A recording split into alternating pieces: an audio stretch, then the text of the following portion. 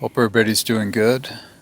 This is going to be just a quick summary of the Kddl 3 latest update given from last night, depending on what time zone you're in. Colorado Mountain Standard Time. She came on fairly earlier than regular. You know, it wasn't the crazy hours that usually is. It was, she came on around 10, a little bit after 10:30 at night.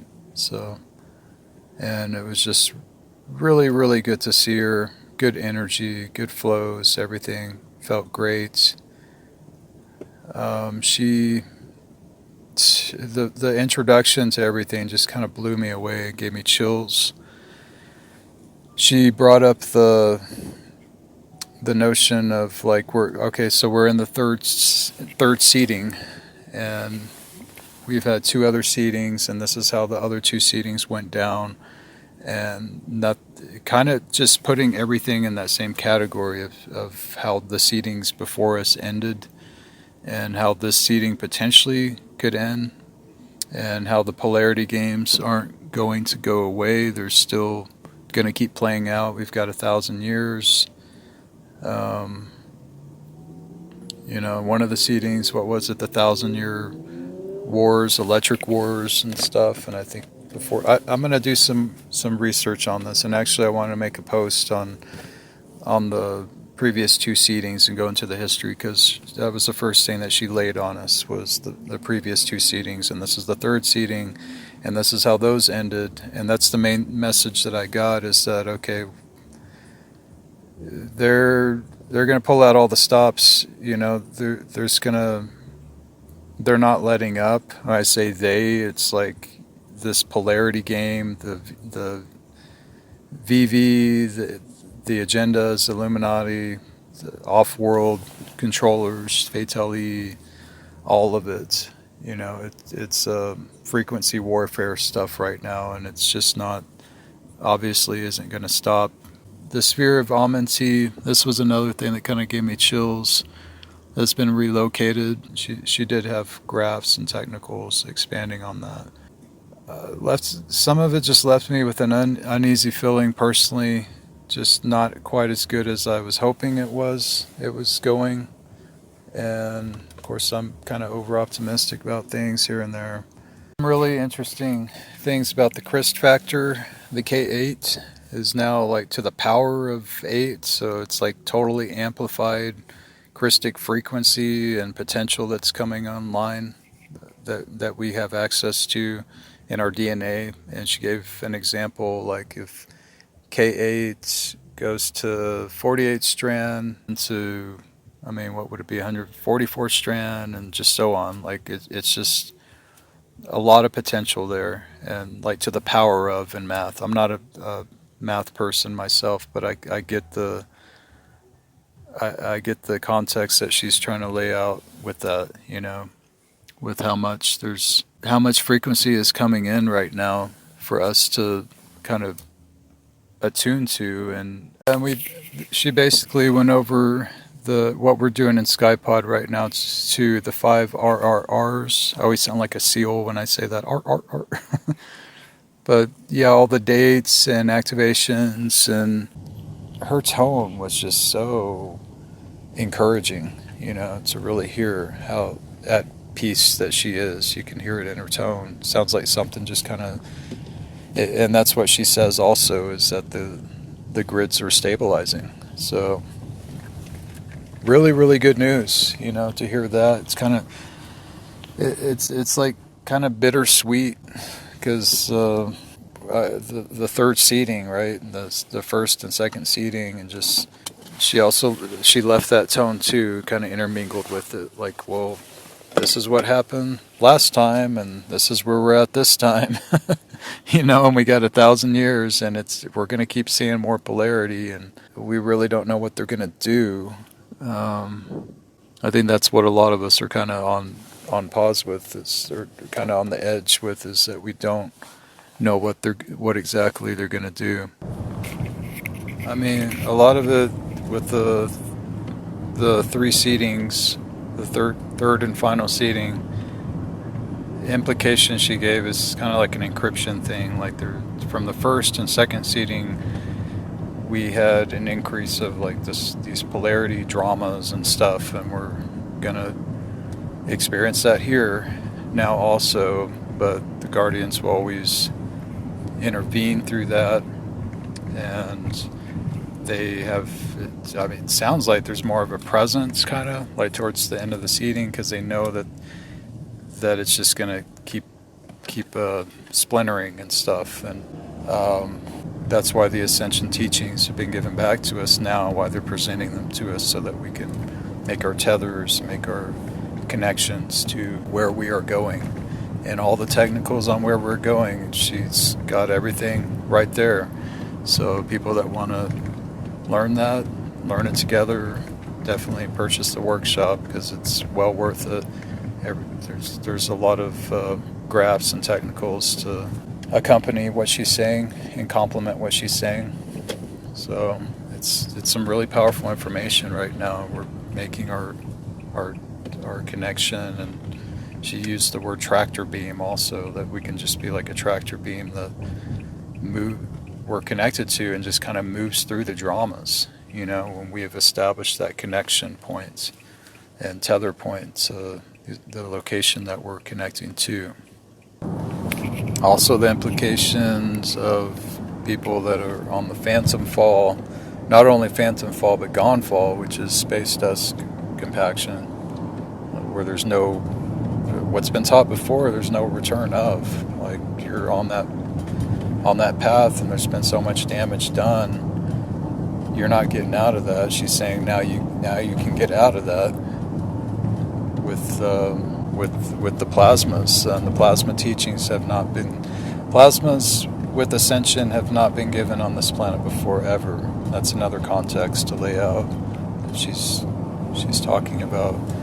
So no, before it was plasmas with I believe the Electric Wars, one of the seedings where just like evac and everything got messy, and that's when plasma crafts were brought in and stuff, and she described like the big huge manta crafts, like these spaceships looking things, gigantic, and they're just like in the skies slamming each other around, like, I guess interfacing directly, not like shooting stuff, but interfacing, and on that level of creation with plasmas. But now we are being given the plasma ascension techniques and this frequency that's available, so it enables these gone fall paths, to be able to reassemble themselves. Who knows how long a process that takes, but just to have the option available is a extreme presence that is here now, and that's a incredible presence that's here. Incredible. There's so much potential that is in that, and for all of us, every single one of us, and another thing I wanted to talk about too with newcomers, this keeps coming up, like, am I late? Is there a deadline? When she's talking about gone fall and phantom fall, all the potential right now, you are not late for anything. Nobody is late for anything. Now, how long it's going to take to reassemble that's what you got to get to know in your own template.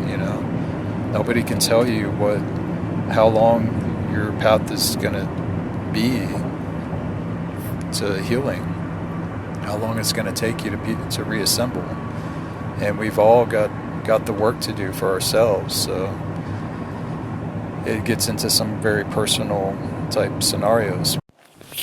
Yeah, so I believe she said in May we'll be able to start working with D5 technologies, external level technologies. So that is like really exciting stuff, because I've got so much just on pause right now. And everything's out there. Like, it's another thing I wanted to talk about is like how many YouTube channels are out there right now that have not been touched. They haven't been taken down. So maybe they're like, well, it's, we just got another year or two so people get familiar with this, but it seems like it would still be dangerous, It seems like they would still try to enforce it. Gone fall, fall, all these different levels of fall, which I have so many questions about. Like, she's saying some really huge statements, and my mind just goes all over the place with that. Like, what the hell is this going to look like?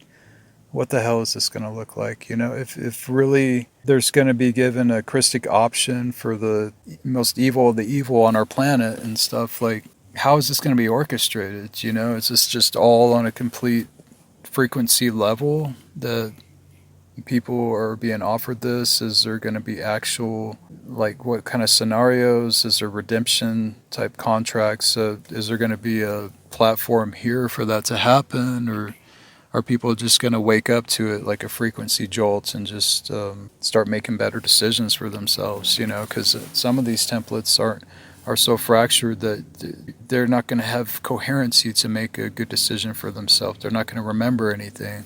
So I'm just trying to piece some of that together. Like, this would be our world politicians, the governments, people that have been in control for a long time, some of these lines. And it's just it's a fascinating time to live in, and I feel that we're going to be seeing so much in our lifetime, like so much. We got 1,000 years for it all to keep playing out.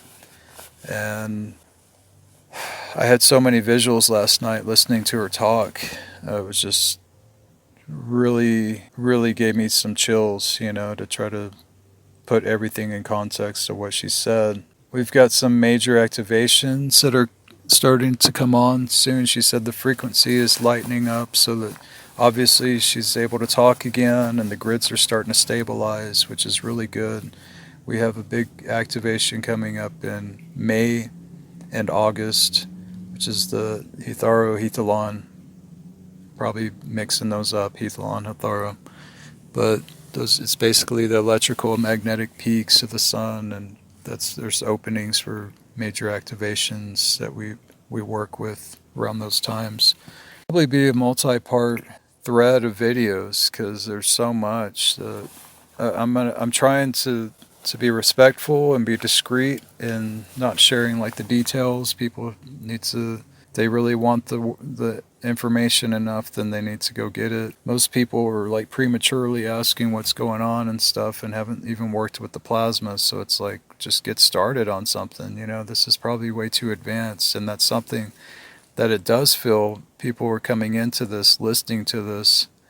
I'm an old timer, and I know that there's other old timers that are feeling me on this, that are probably right with me on processing where we're at in history right now. Like, this is a really, I mean, you go back to the end of the first seeding, go back to the end of the second seeding, and look at some of the things that happen, and that's instantly when she brought that up, it's like, okay, I need to go back and really study this, and I will be posting some excerpts and going into more study on the previous two seedings so that we get a real good feel of what potentially could be coming our way. I'm not going to not just saying doom and gloom stuff or anything like that, but when you think about it, and this is very confirming for me because it's things that I've been saying before she came on. It's like, there's nothing stopping these madmen that are at the wheel right now, and a push of a button here and a push of a button there.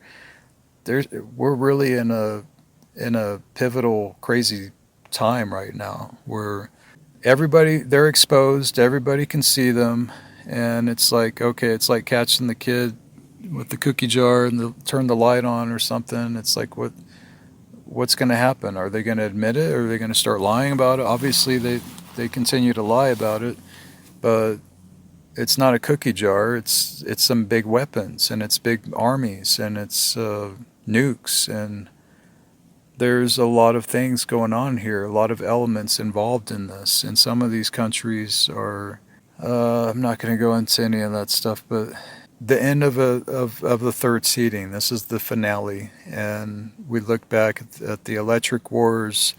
I need to look at the first seeding. I'm going to study this more and give more detail in some videos to follow. This is just kind of a really brief summary on some of it, of what stood out to me that she was talking about. It's a lot to process. It's a lot to put together, and thank God we have some backup. We've got huge backup that she is saying is happening, and we've got the tools, we've got the techniques, we've got everything that we need to make our connections to where we need to go, and all the technicals and graphs, everything. She's presenting everything, and I feel it this time. I haven't always felt the KDDLs. I've actually been in disresonance with some of them. When she first came on about the J seals and the checkerboard matrix, I was like, what the hell, this is Voyagers 2 stuff. We're in failsafe, we're past this. And I had a hard time accepting that, and it took me a couple years to process that and get to the point to do the KDDL1 activation and get my true body on.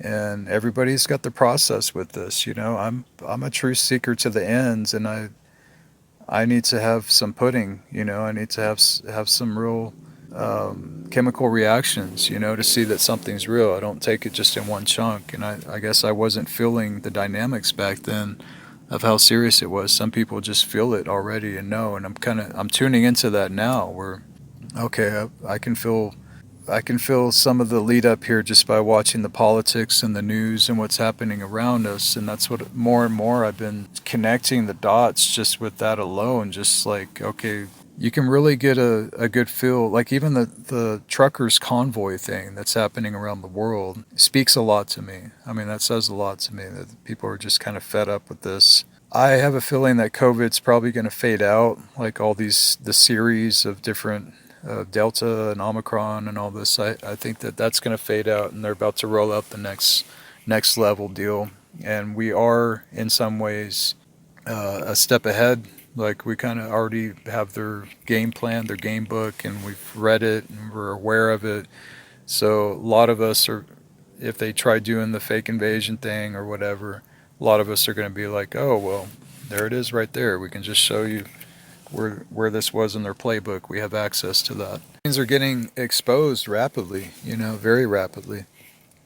Almost to the point where it feels like they can't catch up with the with how quickly people are catching on to it. That's what I feel, because it's not near as like back to back to back as it was during COVID and mandates. I mean, they were just ready to roll everything out and change our lives, and which they did to some extent. So that's my thing on it. I think COVID's going to fade out, and it's going to be the next level type thing. Like it's just going to be it's already kind of fading out here and there. They're maintaining their grips on, obviously, in some countries and places around the world where people don't really care and aren't standing up to it. And that's what it's going to come down to. It's like eventually, probably it's going to be the entire human race, like how much do we care? Are we going to stand up to this? I keep going back to fake invasion thing that they're going to orchestrate to try to, I mean, you think about how much religious quantum that they have with people and religious sects and groups and all the bloodlines, that are linked into the Yahweh and Jehovah and Islam, and there's a lot of quantum that they have locked in right now. So I'm going into way speculation. Yesha did not say any of this stuff, but it's kind of always been on the table. It's one of those things that people that have studied the conspiracy theories and stories and things are very aware of. Project Bluebeam with the chemtrails and the holographic stuff in the sky. Feels like that's the last card that they got. It's like, okay, we'll just get it over with. Just do it, and let's see what your big show's all about. And the Christics will just keep standing and holding frequency. And I mean, to some point, like, foundational study's really good, but you got to get on your frequency work, and we got to give it all that we got right now. We've got to open ourselves up and start anchoring some frequency here and holding a stand and tightening up as a shield. And as a group, we're such a divided group and all over the places now, with so many newcomers coming in from so many different places, with so many different resonances of this and that, of dramas or whatever. But we just got to get real at some point and just do our work. That's going to involve putting our egos aside, putting the drama aside, and standing as one functioning unit eventually. I don't know how that's going to happen. I'm not pretending to be the orchestrator of that, but I do put it out there because I believe in it. I put the notion out there that we may actually have the ability to do that, to come back together and start to do this work together cohesively and coherently together. Interesting also, she did mention some outpicturing that's going to be taking place from 2016. Great storms, firestorm stuff that happened back then that's going to outpicture in 2024. So we've got things that are coming up fairly soon.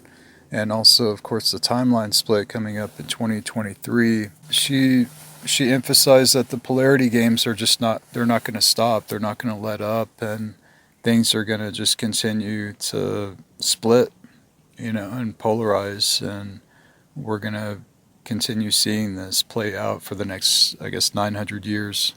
Another thing really important to note is that she mentioned that the trumpets are clearing.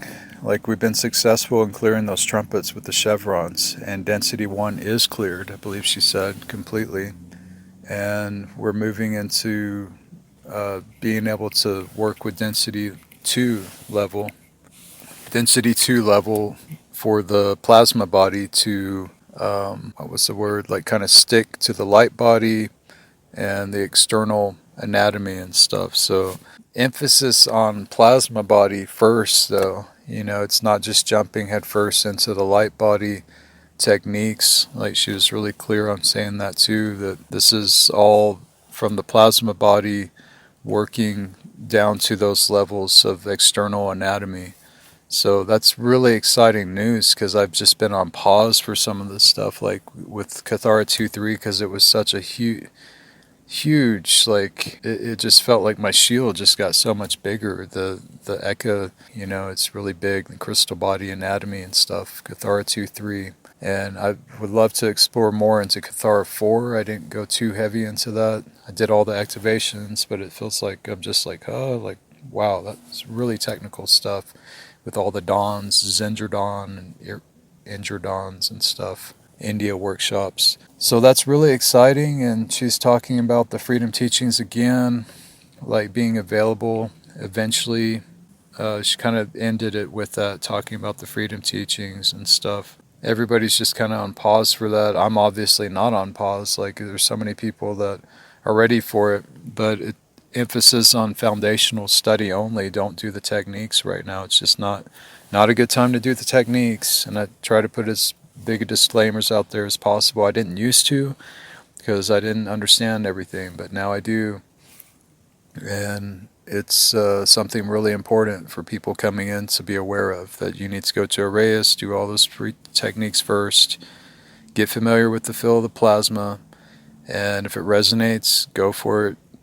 Get Schismatic series. That's an amazing series, foundational for Kddls. Jump into the Kddls, get your plasmas on, and then you can go back and safely, eventually, I mean, not yet, we're still not in a safe place right now to do any of the techniques. And that's something that just barely coming into density 2. We cleared density 1 trumpets, so they're still blasting in density 2 and stuff right now. So, like I said, I would like to do a really good summary of the previous 2 seatings, because that was what she started off with emphasis on, was the polarity stuff that has been experienced in the previous 2 seatings, and implying that we're going to be seeing that also at the end of this seating too.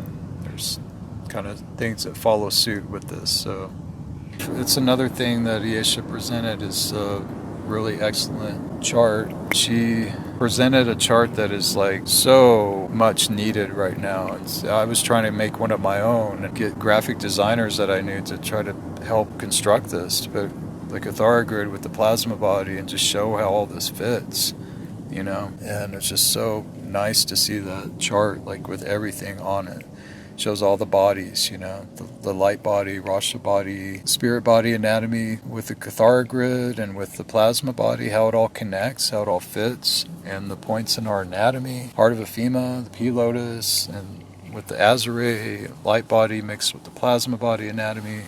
Just incredible. That's exactly what we need right now. That's exactly what newcomers need right now, to really get a feel of what we're going to be doing moving forward and connecting the plasmas to external, to light body anatomy. Like that's perfect. So it's really encouraging to see that chart, finally manifested. Now, hopefully Kddl 3 manual is not going to take too much longer. I know people are already doing screenshots and trying to put PDFs together probably, and I do that myself for a friend who requested, but she doesn't go out sharing it or anything. She just has trouble seeing the screen, and it helps her to kind of slow it down to see the chart. Amazing anatomy chart showing everything. So that's something to really look forward to. But there's a lot that we're going to see in our lifetime. There's a lot that we're going to see in our lifetime. And I keep getting the visual. She was saying tether, like we're going to establish our tether through this window, this Blue Lotus window tether thing to where we're going, which is connected to the sphere of Amanti. And it almost like a tractor beam, another term that she used, that's going to move us through the dramas, the polarity dramas. And I think just that's a really good visualization to have. That's a good technique. If you want to do a technique, do that. Also the flames of Urale, those paintings that are for sale, put your hands on those and just breathe it into the Azure type thing. It's a really simple type thing that she was showing. People probably instinctively were doing that already, just tuning into it. Kind of a primer before the 12th, before we do this big activation.